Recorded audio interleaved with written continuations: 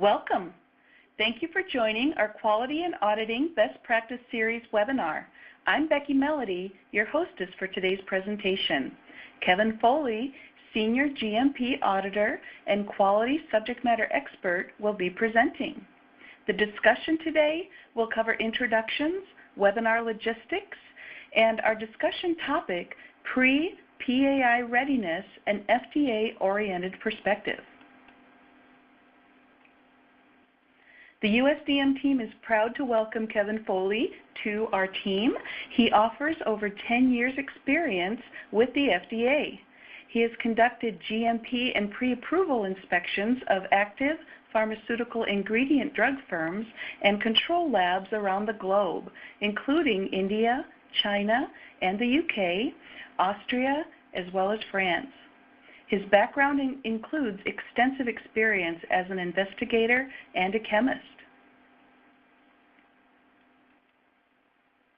USDM is focused exclusively on the life science domain. We're the market leader in providing quality and regulatory IT compliance professional service solutions. We're headquartered in Ventura, California, and we've delivered more than 1,000 successful projects with over 200 life science clients. We offer hands-on experience assisting clients under regulatory distress, and we're the market leader for validation accelerator packs. Our various practices include IT and virtualization, governance, risk and compliance, laboratory, ECM, ERP, PLM, enterprise quality management, manufacturing automation and equipment, clinical and drug safety, business intelligence, project management, and of course quality and auditing. In addition, we have subject matter experts on board to support compliance in the nutraceutical industry.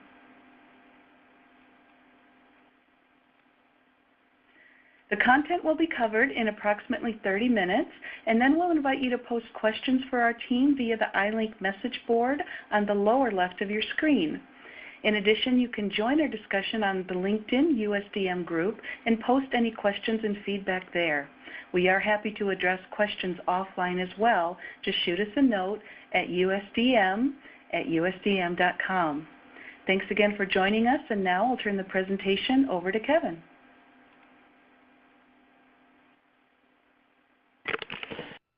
Thank you, Becky. This talk is meant to instill in you just some of the thought patterns that precede a pre-approval inspection to help you achieve pre-PAI readiness. But first, a little background. During the 1960s and 70s, pre-approval inspections were done mostly just for sterile injectables. Though these were less than 20% of all applications, inspections were generated by the centers and concentrated on GMPs and verification of NDA commitments. Applications were routinely approved prior to and without a pre-approval inspection.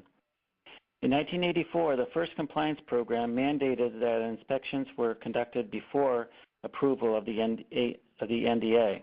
However, there was a lack of specifics and detailed instructions given to investigators. No field recommendations were needed. The Drug Price Competition and Patent Term Extension Act was passed, restricting the agency in its review of ANDAs to limited information like bioequivalence data. In 1989, remarks at the Senate Oversight and Investigations Committee were made suggesting that with regards to drug applications, irregularities were widespread for a number of companies submitting multiple applications for generic drug approvals. In essence, the process was rigged. Further, it was found and stated that payoffs and illegal practices were only a part of the story of a process full of favoritism and inconsistency. In May of 1989, the generic drug scandal was a sore spot for the agency, and some of the terms used for the first time were a level playing field, blockbuster drugs, and debarment. By 1990, the PAI program was revised to allow for field assessments on recent GMP inspections and profile classes. Mandatory categories were defined. Field concurrence becomes a condition of approval, and collection of product profile data and methods validation samples are now part of the program. By 1994, FDA's resources were expanded for the PAI program, including laboratories of the FDA like the Forensic Chemistry Center, or the FCC, field and regional officers, and of course the centers. PAIs now cover NDAs, ANDAs, supplements, and API inspections. Thusly, all sites listed in an application are now potential inspectional assignments.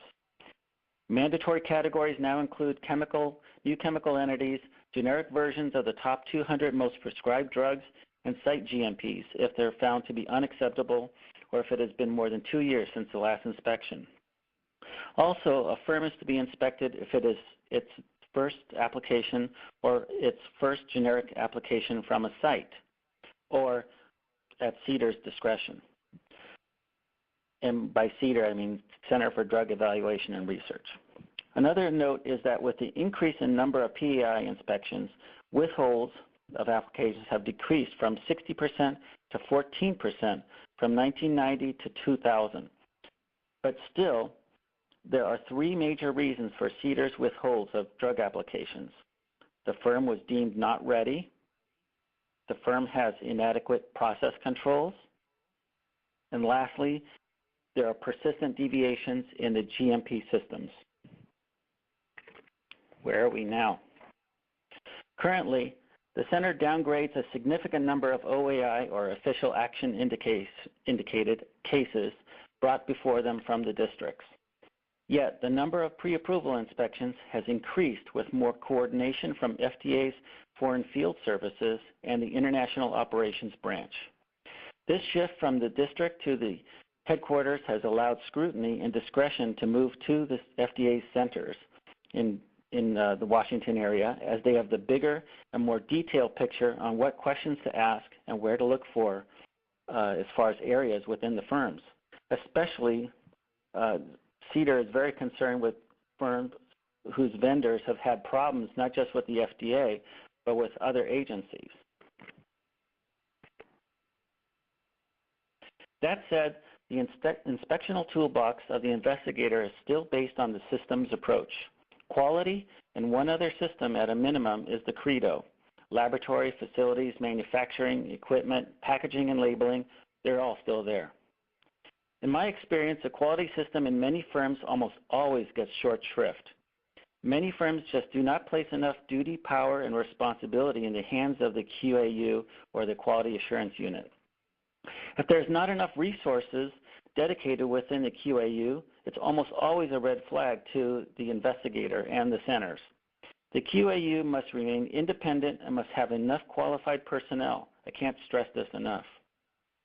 Some examples of tools for readiness you already have are at the disposal of the QAU, namely guidelines, FDA's guidances for inspections, and ICH's Q documents, including Q7A. Additionally, your firm has very smart people who know what they're doing, but their processes or procedures are commonly under-documented as to why actions are being performed the way they are or should be. A firm should never forget that the FDA and other agencies are always wondering about the rationale of a firm's actions, from the laboratory information management system to the quality control of incoming raw materials to vendor audits. The last thing an investigator told me before I left was just make sure that the firms follow common sense. I think that's true. We'll cover some details in this talk as we go along, but mostly I wanted to give you a sort of boots-on-the-ground view from an investigator, including how inspections are prepared with a little background thrown in, the strategy and mechanics of the inspection, and lots of insight. At the beginning, the nature of the PAI assignment is revealed from the center in the form of a memo, and a background search on the firm's history is done. The memo focuses on risk, complex or critical processes, potential vulnerability in the approach to manufacturing, process control areas which are lacking, such as drug sensitivities or other characteristics like heat, moisture, oxygen, light, hygroscopicity, polymorphs, solubility, and particle size. This is the knowledge transfer handshake between the center and the Office of Regulatory Affairs or the field and down to the actual investigator who's going to be doing the inspection. Other questions that are answered by the centers to the investigator are, is it a sterile or non-sterile facility? Are there multiple profile classes to be covered as well as a routine GMP inspection? Maybe there are multiple locations or buildings. Is the inspection for cause? Is it high profile and or high risk in nature? For example, I was involved in the heparin case, which drew a great deal of attention in FDA manpower. High profile, high risk. Other examples which are of great concern might be where production systems and manufacturing utilities resulted in items on a previous 483 or the QC lab analytical procedure indicated weaknesses. Just as a note, the 483 is the list of observations that's given by the investigator at the conclusion of an inspection. Sometimes the assignment warrants not only a field investigator, but the review division chemist, international operations personnel, a CEDAR compliance officer, and the national expert. And sometimes there is no memo or even any knowledge transfer handshake as well. Sometimes there's just very little preparation given by the center. It all depends. We call this the big talk, this conversation between the centers and the investigator. As I mentioned, especially in high-risk areas, the FDA's district personnel, including investigators and scientists, are part of the initial game plan to the PAI. And commonly, investigators will ask a firm for documents up front, electronically sometimes, just to save time and to prepare. These requests for documents are generally not necessarily indicative of the focus of the upcoming inspection, just as a note to you. Investigators use their own training to conduct the inspection, and most are very, very experienced. Even so, the centers are driving more of the inspection now than ever before, providing more notes to the investigator, more questions. As such, CEDAR may not necessarily communicate where the application is going. In the end, the center itself makes the final regulatory decision, but in the case of overwhelming evidence, the center will back the investigator's decision as whether or not to pursue regulatory action. Of the major systems to be covered, we'll take a stab at some of the riskiest areas within some of them that I saw in my experience, and thereby give you some tools that you'll need to take your next steps in PAI readiness. The facility system and controls therein, that's really the low-hanging fruit for many of CEDAR's withhold recommendations. Weaknesses in the facility and the controls indicate a firm is not ready for approval. For example, a review of the biobatch records must reveal a match of the production facility in terms of equipment, utilities, and layout. Review your master batch records, or MBRs, and executed records and compare them with what was submitted to the agency. What this means is that accurate documentation provided to the agency is essential so that the production process can be defined clearly and can correlate perfectly to the batches used in clinical, bioavailability, or bioequivalence studies. This is critical for both new molecular entities and generic drugs. Another area of concern I witnessed was how a firm removes impurities and improves product peak resolution by reprocessing. Investigators in the centers are keenly concerned with the scope of what is and what is not a reprocessing step that may not have been described adequately in the application, but is seen at the facility. I've seen this several times. Another area of concern has been disputable rework batches or failed batches. Clarity in documentation is critical and must be explained by the QAU or the Quality Assurance Unit or manufacturing why reprocessing steps in a validated system were taken, for example. This is also a very critical point. Similarly, a clearly defined equipment list of the PAI laboratory areas supplied to the agency must match what is seen. Within the laboratory, the method validations and development rationale must be made available with a keen eye towards authenticity and accuracy. Another area to consider, which I have seen as problematic, are changes in components, closure, and container sourcing. For example, I became concerned, and eventually so did CEDAR, when a firm I inspected changed injectable glass vial vendors. Although this was disclosed to the agency, I noted after my walkthrough of the QC area a bewildering array of new glass inclusions that the personnel were supposed to be looking for in the finished vials in the QC release SOPs. Similarly, on another occasion, a firm that I inspected changed drug substance vendors and repeatedly had problems with residual solvents afterwards. The firm subsequently withdrew its application by the end of my inspection. Generally, firms requesting a pre-approval inspection come in two flavors. The site is brand new, manufacturing processes use equipment that is dedicated for a single product, everything is qualified and validated, everybody's happy. But more commonly, the firm is a multi-use facility. Sometimes dedicated GMP equipment sits next to non-GMP equipment. Whenever there are any kind of a change to a facility, then there has to be a careful evaluation as to the impact on the products that are already under production, and to see if anything needs to be mitigated. A multi-use facility may also produce multiple dosage forms, including injectables, tablets, and capsules. Ask the question within your firm: does your quality system recognize difficulties with cleaning a new product in the existing equipment? Has the quality assurance recognized the potency of the new drug and its cleaning validation strategy? Have there been any efforts towards cleaning validation? If there are, they must be done for the new drug strengths and dosage forms. The cleaning validations must indicate a great degree of importance with respect to cross-contamination of equipment. And this is really important in some of the forms that I'm listed up above. Has the quality assurance unit identified the common sources of contamination, such as penicillin dust, contaminants brought in with raw materials?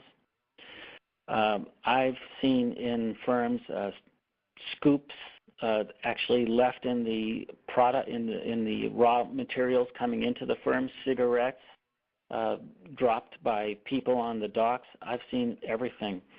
Various components such as chipped glass and injectable vials are very dangerous contaminants, and this is especially important in injectable products such as sterile injectable vials. All this must be, all this within a cleaning validation and must be documented very carefully as to the method and rationale why or why not tests are performed or prevention strategies are not in place. This is a list of some of the multi-use facilities seen in my experience. For example, Parts 211 and 820 regulations must be adhered to in ionophoretic devices where a button controls the release of a drug or a drug-coated eluting stent. Parts 211 and 606 covers products which consist of live cells. The QAU must be versed on all the regulations for the different centers that I've listed up above which pertain to your product. CBER is the Center for Biologics Evaluation and Research, and CDER is the Drug Evaluation Research. CDRH pertains to devices and radiologics, and CVM is the Veterinary Medicine Center for the FDA. So, for example, if your firm covers multiple products like this, then there are different regulations covered by these and regulated by these different centers. It's important that the QAU be versed on all these, on the scope of these regulations. Let me get back to the cleaning validation for a little bit. Well, cleaning validation is extremely important. What does a good cleaning validation consist of? It should include all the equipment used. Ask yourself this: are they all properly approved for use? For example, I've seen sunglasses, household mops, and lots of miscellaneous tools that employees brought into the job to get the job done, but were not approved Coincidentally, when I looked in the records, I rarely found any significant deficiencies, although I did note them on a 483. Importantly, though, personnel training for those performing cleaning must match what is going on during the inspection and must match the cleaning validation. I recommend that all personnel be able to respond to investigators in plain language what they do. Within the operating area, it's important to make available all current SOPs, work instructions, etc., and itemize them so that the investigator knows what to expect. The cleaning validation should be tailored for each product and must be updated for each dosage strength. This is where a cleaning validation matrix is a tool that each firm should already have. The validation should also include a worst-case evaluation, which should include all major equipment and configuration, solvent, references to the procedure, as well as the nature of the product at a bare minimum. The matrix approach to a good cleaning validation should also include the most difficult to clean residue, raw materials or products, the surface material, product viscosity, and potency and strength. One other thing I've noticed on good cleaning validations is they're actually very, very clear diagrams and photographs where they have to put extra effort to clean, say, a very viscous product. This all needs to be overseen by your QAU, the quality unit, and they must all be very well versed in discussing this with the staff prior to the PAI. What I'm trying to say is that the actual operators as well as the QAU, they must all be on board prior to the PAI when the investigator comes in and starts asking questions. They should all be well-versed and at ease so that they can competently answer any kind of questions. Some other tools of the investigator and auditor alike are engineering diagrams and flow charts, which should be accurate and current. When I speak of tools you already have, I mean documentation of common utilities like the purified and WFI or water for injection layouts, HVAC or AHU diagrams, the air handling units, for example. Prior to the inspection in a multi-use facility, it's important to focus on the AHU plan and the return vents and see if they can have an impact on the PAI products. This is really very important in highly classified areas such as sterile products. Similarly, critical control points in labeling areas and packaging should be identified by the quality unit, and all issues should be addressed, such as where labels are stored and accounted for, or where past label mix-ups have occurred. I've looked into recalls due to label mix-ups and followed up on the complaint, but these are commonly found before reaching the consumer. That is, it's usually found by QC internally or some other group within the firm. Another common support utility that can be a problem is process gas piping, such as nitrogen or compressed air, and if the piping was passivated or if the pipe material is of acceptable type of stainless steel, for example. Within the multi-use plant, personnel flow and activities should be identified in the plant and on diagrams to show the critical control points, such as where isolators are stored. Classified areas in the multi-use plant must be evaluated to identify the risk, and a mitigation strategy must be in place. In the multi-use plant where personnel with multiple duties perform, it's important to scrutinize the impact between the approved and pre-approved product, especially between sterile and non-sterile production personnel, or even those personnel that work in other areas that are regulated by other centers. Ask your QAU or the quality assurance unit these questions. What is the concern with personnel that work in other areas? What areas are impacted? Is it just the environment that's affected, or does it include the actual manufacturing steps? Most firms I've seen share the same facility, equipment, and personnel between the approved and pre-approved products.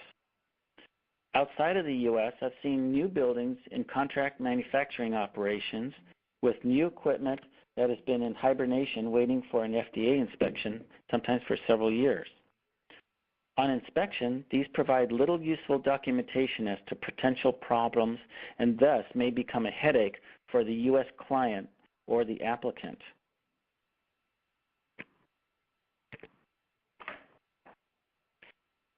In shared equipment facilities, the PAI may focus on equipment qualification and process validation. Ask yourself this: is there data to support what is being asserted in the validation? Have there been changes to the qualifications and validations, and was there an impact assessment regarding the change? Who did the assessment and who approved it? Again, this is referring to the equipment qualifications. Other areas to focus on in the multi-use site include multi-manufacturing processes and equipment aberrant event records, because the complaint records and evaluations, thusly, may correlate back to the operations and equipment common to the PAI product. Review and inspect the trending and tracking of product complaints. Ask, are they GMP issues or not? Have they been resolved? Are the CAPAs being addressed in a timely manner?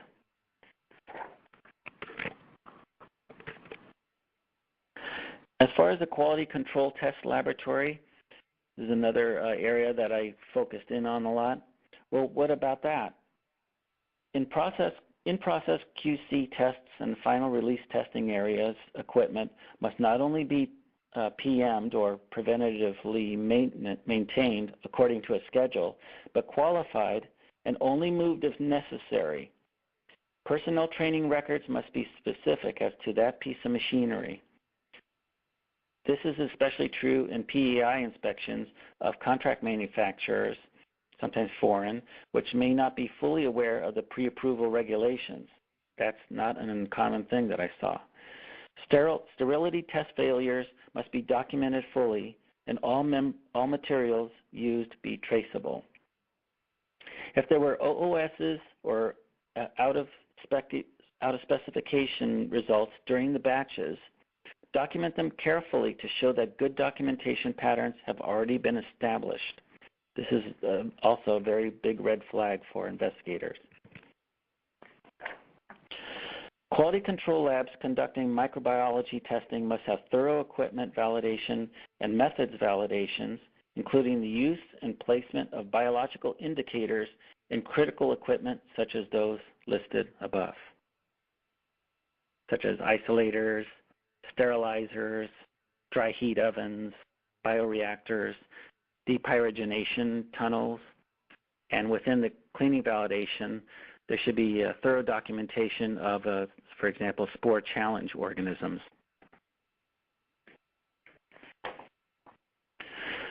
Out of specs or OOSs may be suspected results that fall outside acceptance criteria established in the NDAs, the USP, or supplied by the firm. They cannot be rejected or discounted without basis, and they all require written record of the investigation under CFR 211.192 under production record review. 3 categories of OOS results are seen commonly that I saw: laboratory errors, non-process related or operator errors, and process related or manufacturing process errors. Any auditor may ask for the following: SOPs, OOS result batches, manufacturing deviations, and failures due to systems such as a failure of the water for injection production system. The PAI audit is rigorous. There's no doubt about that. What I've tried to do is touch upon some of the low-hanging fruit which has caused approval withholds. What you see here are 5 things to keep in mind when getting ready. Let me explain a little bit. One common nightmare is when management shields a discussion with the operator of a major piece of equipment from the auditor or investigator. Here's a scenario.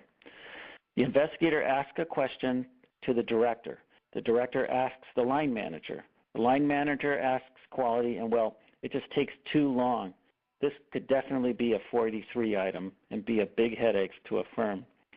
Basically, at that point, it also may suggest that the data is not available to an investigator or worse. Another example is if raw data does not match a summary sheet, suggesting a lack of control over documents. Another weakness I've seen is the failure to conduct an investigation into a nonconformance or a question of data integrity.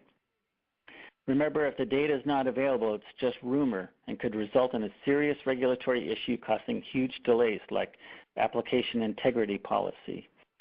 To the FDA, quality is always investigated, and it's important that the QAU, or the quality unit, employs critical thinking in the way of logic, clarity, credibility, accuracy, and precision. When I suggested above the term trust but verify to companies all over the world during my inspections, they got it, usually. It's a tool that we all need to use as well. Find the activities which have become accepted but not documented, and maybe they're just routinely performed day after day. As an FDA investigator, I was commonly explained processes by firms which may or may not have been documented. For example, BIs, or biological indicators used in sterility, must be verified as to their existence and position and enumerated prior to and after sterilization. And industrial sterilizers' dosage maps prior to cobalt irradiation of tubing used in a contract manufacturer must be provided and made available at the audit time of the U.S. firm or the contract manufacturer alike. It's important that companies employ the same auditing techniques and critical thinking to identify and mitigate deficiencies. Critical thinking attributes offer 5 more things to never forget in your preparations for a pre-approval inspection. I've listed these above. Some of these tools are pretty straightforward. Their team members, for example, they must be open-minded when getting ready and concentrate on understanding the rationale behind why things are being done that way. The team member, and especially QA, must have a modicum of healthy skepticism, intellectual humility, be free-thinking, and be highly motivated. When reviewing your readiness, look at the scientific bases behind all of your methods and procedures. Use common sense, and above all, use a risk-based approach, always. I hope this has given you a bit of insight into how inspections are conducted and how you could optimize them to be pre-approval inspection ready. Thank you very much. Thank you, Kevin. Great information there. All right, we'll open the floor to questions now, and while you're typing them in, I'd like to let you know that this webinar has been recorded and will be available for you on our website, USDM.com. You can also take a look at the site for previously recorded sessions, information and topics that might be useful for your team as well. Okay, great. Our first question is from Ravi. Says, you mentioned the 3 primary causes for pre-approval withholds. What are the most common 483 items you've seen in pre-approval FDA observations? Wow, that's a great question. So the CDER's most common deficiencies, which have resulted in further regulatory actions, probably number 1 is contamination of product. That's really the biggest bang for the buck. That's brings most consensus within the center. Another one is failure to meet specifications that are outlined within the new drug application. That's also a very common one. The specifications are usually quite delineated well, and there's usually been a lot of back and forth between the centers and the firms as to the specifications. So if they're not meeting them within the records, then it's a pretty good way to cause a withhold. Another one is, failure in the application commitment by the firm, which is included in the drug master file, say within the API. Other examples, I've seen also. A very common one is a a failure to determine the experimental and the final yield.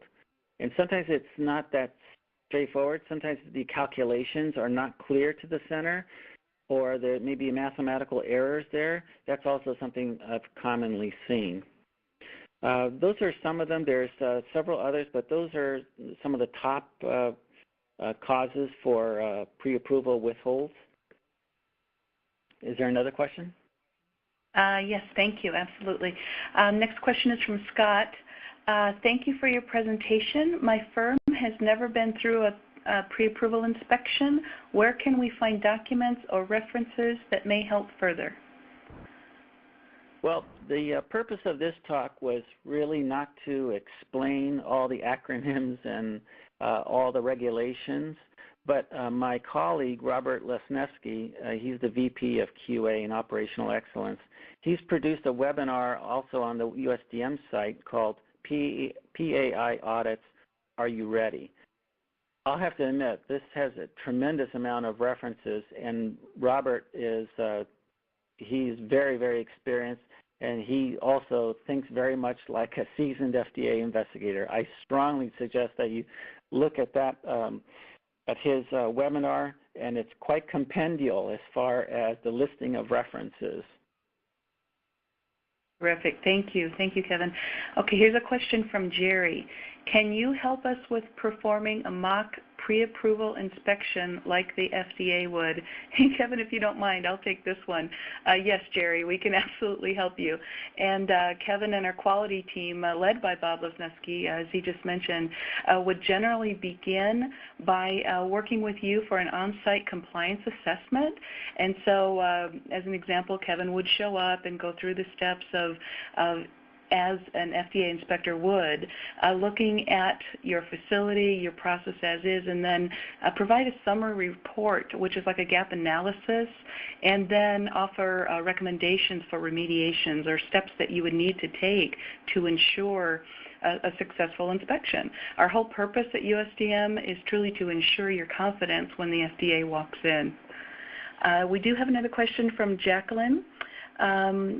What is the probability of sponsor inspection of a virtual company manufacturing is contracted? Specifically, probability of us receiving CMC PAI versus clinical PAI. So if I get this right, the product, so this is a virtual company and all your product is manufactured elsewhere. The chances of you being inspected now as a virtual company is much higher than, say, 5 years ago when I went into virtual companies and basically we didn't really spend that much time there. But now the chances are much higher, and some of the things that I would focus on, and putting back my FDA hat on temporarily, is that I would look at what aspects of decision making as far as quality. Generally, there's usually a quality sort of responsibility that's inferred within the virtual company, and that's what the centers look for. Are there any kind of decision, say final product release decisions being made in any way, shape, or form? Are there, what's the decision as far as hiring within the QAU? If the virtual company, so in essence, there's a very good chance that the FDA will come out to your virtual company, say within the next few years. It depends on your status in the application, of course. And of course your profile class, what kind of products you produce, what are the dosage forms, is there high sensitivity, is it a narrow therapeutic range drug, is it, what kind of drug? There's a lot of specifics there that actually get formulated by the center, and that's how they make that decision. It's much less arbitrary now than it's much more specific and scientific the way the centers make that decision. Thank you, Kevin. Question from Sandra. For foreign FDA inspections, what quality system documents also need to be translated into English for the FDA inspector if all QS documents at the manufacturing plant are in the country's native language? Example, French, German, Spanish. Thank you so much. Well, I love that question. I absolutely love that question. I mean, I have that has been a huge sore spot, of course, in places like China, where you cannot infer any of the language within the SOP because we can't understand at all the writing. In other countries, then sometimes we can infer some of it. To answer your question, and I'm glad you asked it again, is I cannot say that you shouldn't translate 100% of what you do, of your quality documents. That is because the quality system is the most important system to the FDA. They will look at every shred of evidence as far as how the QAU does its job. The QAU, the quality system, is the last bastion between, as far as product safety. I wouldn't want to cherry pick which SOPs not to translate because it really depends on how thorough your firm is. The first thing you must translate is the list of SOPs, of course. Also, the description of the responsibilities, duties, and power enacted within the QAU. Also, quality agreements, the actual quality agreements between the client and the CMO. That's extremely critical. It really goes on and on how the QAU performs vendor audits. This is something that I'm very, very concerned with, that lies deep within my heart, because you have a foreign firm must be looking at those vendors very carefully, especially if they have had any kind of regulatory history. So, as a summary, I would say that I cannot say to not translate 100% of your quality system documents. And further, I would say that you must make sure that your quality documents are very, very thorough and copious. That should cover all the systems necessary. Go through the sections of the CFR and the ICH documents that relate to quality, and then try and translate as much as possible faithfully to the language of the regulations that it covers. Tremendous. Thank you, Kevin. And with that, looks like we need to wrap it up. I would like to, again, encourage you to visit the USDM website, and you can review any other recorded sessions that might be helpful for you on our various practice areas. We'd also encourage you to join the discussion on LinkedIn, and you can stay up to date there with upcoming events and presentations. And if you could, let us know that we're on the right track with your feedback and suggestions. If you have a particular pain point that you'd like to have us address for you, let us know the topic, and we can certainly try to help. Thank you, Kevin, for presenting today, and thank you all for taking the time to join us. We do appreciate the opportunity to team with you in working towards excellence and compliance. Have a wonderful day.